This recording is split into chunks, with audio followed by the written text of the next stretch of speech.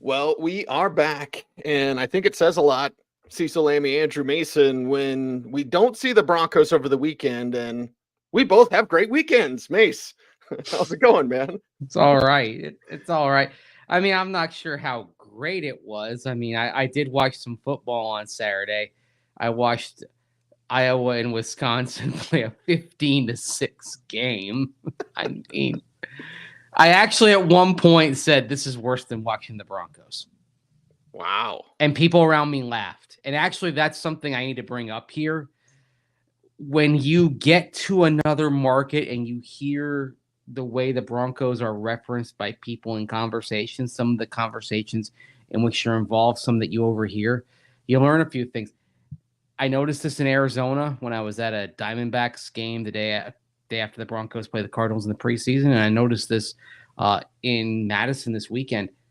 The Broncos are a national punchline. Mm-hmm. They are. They have become in that same vein as the Browns and Lions historically, except this year the Browns are decent. The Lions appear to be really good. They're 5-1 right now. And they surged late last year. Literally one of the best teams in football. I'd say probably one of the 3 or 4 best teams in football over the last 12 months, right? Strictly in that time frame. So yeah, when people need an all-purpose reference to talk about bad football, the Broncos are going to be the team that comes to the lips of people. That's just the way it is right now. Well, welcome to, or I should say, it's not welcome to, is a continuation of what Vic Fangio described 4 years ago as the world of suck. The Broncos are still very much in the world of suck era. Yes, this is the Bronco Land era, not Broncos Country era, because Broncos Country is different. Bronco Land is this. We got to get out of it, got to trade away players. Something Sean Payton brought up a little bit this morning in his press conference. Let's talk about that because we're both anticipating the phones ringing. I think Diana Rossini said that this morning, like the phones are ringing. Yeah, the Broncos should be answering and the Broncos should be dealing. We're just kind of waiting now for them to do just that. Yeah, and what the value is going to be. Like, I had this conversation with Rachel Vigil this morning on Coffee Break. What would you take for Justin Simmons? And the first thing she said was, okay, a low second round pick. And I said, okay, let's massage that a bit. I settled on a low 2 and a 3 for Justin Simmons and a 4. You're not getting a 1 for Justin Simmons. If a team expected to pick early in the second round is talking to you about a second round pick, I'm just doing it for the 2. If we're talking about a pick they expect to be pick 55 to 64, I'd like to get a 3 back. And again, I'll send a 4 as well to balance the scales a little bit. And we know George Payton likes those deals where there's kind of multiple picks coming and going. That's the kind of trade I could see for a Justin Simmons, for example. Right. And if you're talking perhaps Carolina with Jerry Jeudy, I know Indianapolis is interested in Jerry Jeudy. Like, okay, does that include getting Terrace Marshall back? Because Marshall is actually on the trade block for Carolina. And also, just breaking, not that it matters for us necessarily, but it is interesting to note Thomas Brown's going to call plays for Carolina after their week 7 bye. Perhaps adding a Jerry Jeudy would be something they'd want to do, but that might include a mid-rounder and Terrace Marshall back to the Broncos. Yeah, that would be an interesting trade. And I think with Jerry Jeudy, unfortunately, if you trade him, you're trading him when his value is at its lowest point. And that's unfortunate. Right. You always want to trade at the apex. I mean, to the Broncos' credit last year, they traded Bradley Chubb in an apex value and got back a first-round pick. That worked out well because Chubb had a really good first 8 games start of the season. You're not getting that benefit with Jerry Jeudy unless somehow something changes in the next fortnight with his form against the Packers and the Chiefs here coming up in the 2-game homestand. But I don't know that that's going to erase the stench of what came out with Steve Smith and comments that happened Thursday night. Right. So you're getting pennies on the dollar. But look, in talking about Frank Clark today, Sean Payton did mention the phrase win-win for both sides, right? In terms of cutting Frank Clark. And I think that's interesting. He said that. He didn't say addition by subtraction, but He might as well have, right? And so I think with Jerry Jeudy, you are looking at some addition by subtraction here in terms of a deal that is made, and you move on. Because another thing that happens, all right, I asked Sean Payton about Marvin Mims Jr. this morning, and I didn't ask specifically about the playing time. Look, I will admit I will try to ask questions in a way that is tilted toward like a more positive view. Because I asked about Marvin Mims Jr. and the progress that he needed to make. Like, what has he done and what does he need to do? And look, I guess I could have come out and said, hey, why is Marvin Mims Jr. only playing 12 snaps against Kansas You're not City? going to get a good answer with that. Exactly. Thank you. There are a lot of people like to Monday morning quarterback what we ask. Okay. If I ask that, you're going to get a crap answer. All right. I want an answer that actually can reveal something. Now, the interesting thing about Sean Payton's answer was he talked about finding packages to get Marvin Mims Jr. in there. And that's interesting because, the person who's responsible for that is you. Like, ultimately, if you decide Marvin Mims Jr. is going to be in a bunch of packages and play 45 or 50 snaps, that is the coach's discretion, right? Right. So, it's, there's a way to get Marvin Mims Jr. out there. The thing is, you are taking snaps away from other players, right? And this is where if you trade Jerry Jeudy, okay, then that's more snaps for Marvin Mims Jr. because he moves up, right? If you trade Courtland Sutton, that's more snaps for Marvin Mims Jr. Again, he moves up a line, and on and on. So ultimately, whether the player plays, it's coach's discretion. So that was my thought on that response. You got to get more Marvin Mims out there. And I'll bring it up briefly just because I wrote about it in Mile High Monday today, Mace. I don't see the full Peyton offense, and I don't think that should shock people. They're just learning the system. But I feel there are times when people say receivers weren't getting open against Kansas City. That's true. But in part, that's true because the scheme is not getting them open. I'm not seeing the full plays that I saw even with Jameis Winston running the 2021 Saints. So it's like, okay, it's not all on Russ. There's this backlash against Russ that no matter what happens, they're going to blame Russell Wilson. He can't see. Nobody's open. Like, yeah, well, this scheme isn't exactly what Sean Payton does yet, which is curious. Well, it's curious, but it also takes time because you have to establish a kind of a core, right? And then build out from it. And you and I talked in the off season. You weren't going to get everything installed in one off season. Now, then the question becomes: if you move on from Russell Wilson, you go back into the quarterback pool. If we are having the Caleb Williams Drake May discussion for next off season, are you starting over again? Well, you're starting with that quarterback, but you're not starting over with the rest of the offense, right? So it's a little bit of both, and also, we have seen, for example, cadence issues cited with Russell Wilson. We've heard it from Sean Payton. We've heard it from Mike McGlinchey, leading to some false starts. We all see that the wristband is back for Russell Wilson, right? I mean, so if you're starting over with Caleb Williams or Drake May, are you starting over with quarterbacks who are more, who are better at handling everything in terms of the nomenclature thrown at you with this offense? I mean, that's something that I think you have to start in your scouting, start getting to the bottom of. Look, we know George Payton has watched Caleb Williams, right? Has he watched Drake May yet? Do we know about that or not yet? I don't believe so yet. Okay. Well, yeah, the operative term being yet. We know that Sean Payton commented on Caleb Williams last year. I would be shocked if Sean Payton has not watched Drake May either, right? So they know what they're looking at. And I think the process of getting the information on both those quarterbacks and even the ones beyond, Michael Penix Jr., Bo Nix, perhaps we're talking about Shedeur Sanders as well. I'm sure that process is well underway. Yeah, that's what smart teams do, and the Broncos need to be smart with their draft picks. When we look at this team and this structure, Mace, something you and I have talked about, and I think James Jones, I wrote about this in my High Monday as well, was like, it's time to bench Russell Wilson. No, it's not.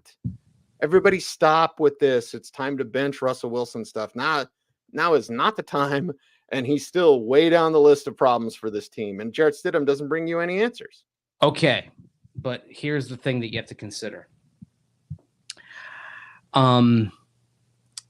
and I said this morning when I was on with Matt Smith and Troy Rank on the morning show on 104.3 The Fan. If you do make the decision that you are moving on from Russell Wilson, if that is in Sharpie in terms of how you're writing it down and how you're viewing it, remember the extra $37 million also kicks in if he's injured and on the roster the 5th day of the next league year. So if you reach a point where you have made that decision on Russell Wilson, you would bench him, but you would bench him not for performance reasons. You would bench him to play CYA contractually, right? Now, I'm sure if that happened, they would come up with some kind of injury like, he's got a dislocated thumb or something. Yeah, he's got a hamstring. I mean, there's any number of things you could come up with. And look, every player has some kind of issue health-wise as the season goes on. So, I mean, if there's a little tweak to the hamstring, he's got a hamstring injury. There you go. Yep. And then, everything could be cleared medically and all that. So it's not about performance. It's not about the roster. It's about, what is our long-term plan? And do we want to run the risk of being stuck with another $37 million on the cap that we really don't want? So that's if we're talking about Russell Wilson being benched, I don't think it's like an on-field thing. I think it is a contractual thing, right? And saying and trying to get all the dominoes in place. And if we see that Russell Wilson is benched, I think we'll know what's going on, and we'll have every indication that maybe not made publicly, but we'll know kind of on the down low that it's about the contract. Like when we knew why Frank Clark wasn't talking on Tuesday. Illness. He's got an illness. Yeah, he's not talking. Mean, that kind of got blown when we saw Frank Clark in the locker room. Yes. Oh, and a couple of us, it was myself and Troy Rank were there. We kind of, went up to see if Frank would talk, and then very quickly the kibosh was put on that Frank isn't talking today. Right. But it wasn't Frank who said he wasn't talking. That's how this thing works. That's how this thing works, right? But I thought to myself, oh boy, that was a little bit of a failure there that you had Frank Clark wandering through the locker room during the open to media period, that you just didn't have him back in the training room for that time, right? Right. That was like, swing and a miss. There's a few things that are grinding my gears today. Andrew All Mason, right, Peter. Cecil Lammy, Orange and Blue today, presented by Sean Honda. The Caleb Williams thing. We're gonna get to the Vance Joseph and Rex Ryan god awful rumor, whatever. But like the Caleb Williams, like, oh my God, he's short and he threw 3 picks. Like, I will remind people, and you'll remember this game, Mace. Back in, I believe it was 2016, second game in from the year, Iowa State, Texas Tech. Pat Mahomes was a 50% passer, less than 200 yards, threw 2 interceptions, had -2 yards rushing. Did that change? And for me, Mahomes was very curious because I said he's the best Texas Tech quarterback I've ever seen. I don't know what that means. And he wasn't my number one quarterback that year. Better than Billy Joe Tolliver. I mean, BJ Simmons, Graham Harrell. Let's go through the Wayback Machine here of Red Raiders quarterbacks. Guns up, baby.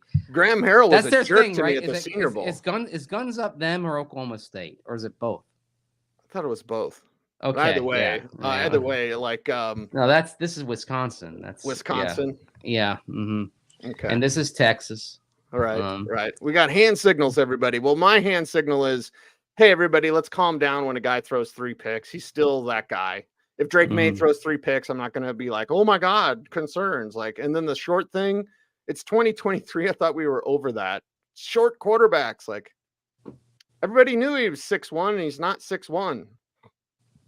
I mean, I thought we were over that, although we are having a discussion about Russell Wilson having passes bad down at the line of scrimmage because teams are doing a better job getting their hands up, right? There were 3 passes bad down on Thursday by the Chiefs, but you can scheme around that. You can get him outside. You got to get him out of the pocket and get him away from that. If there's the thing about football is there's a counter move to everything, right? That's sort of the joy of it. Like We're you seeing can, that now yeah. with motion and shifts. That's the counter move to the Fangio 6. It's like Uh-huh. Mike McDaniel's like, okay, you can sit back there in your shell coverage. I'm just going to put these guys in motion, and they're going to. It's almost CFL concepts, as you and I have talked about. Mm-hmm. So everything has a shelf life until somebody figures it out, right? Yep.